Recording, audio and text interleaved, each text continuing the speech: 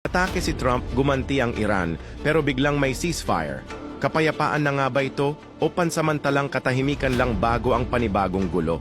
Mataas ang risk na tinaya ni US President Donald Trump nang utusan niya ang pag-atake sa mga pasilidad nuklear ng Iran. Dahil dito, lalong tumindi ang tensyon sa pagitan ng Iran at Israel. Hindi nagpatinag ang Iran, nagpakawala rin ito ng mga missile papunta sa US base sa Qatar. Pero ayon sa mga ulat, lahat ng missile ay na-intercept at walang nasaktan o nasirang gusali.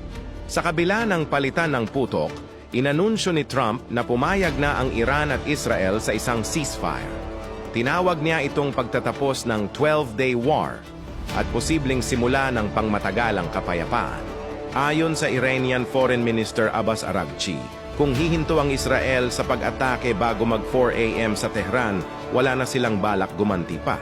Pagsapit ng alas 4, tumigil ang Israel sa pag-atake, senyales na pareho silang ayaw na palalain pa ang sitwasyon. Sa social media post ni Trump, sinabi niya na mahina ang naging tugon ng Iran at na-counter ito ng maayos. Dagdag pa niya, baka ito na ang simula ng kapayapaan at pagkakaunawaan sa rehiyon. Habang nangyayari ito, lihim na nakikipag-usap si Trump sa mga tagapamagitan mula Qatar at kay Israeli Prime Minister Netanyahu para maayos ang terms ng ceasefire.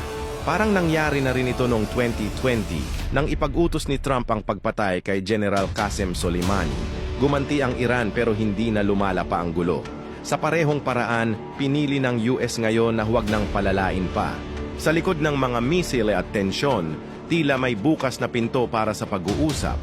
Pero sa mundo ng kapangyarihan at politika, gaano kaya katagal-tatagal ang katahimikan? Para sa'yo, panalo ba si Trump sa hakbang na ito? O delikado lang ang sugal niya? I-comment ang sagot mo, i-share ang video para mas maraming makaalam, at i-follow kami para sa susunod na updates tungkol sa Iran, Israel at US.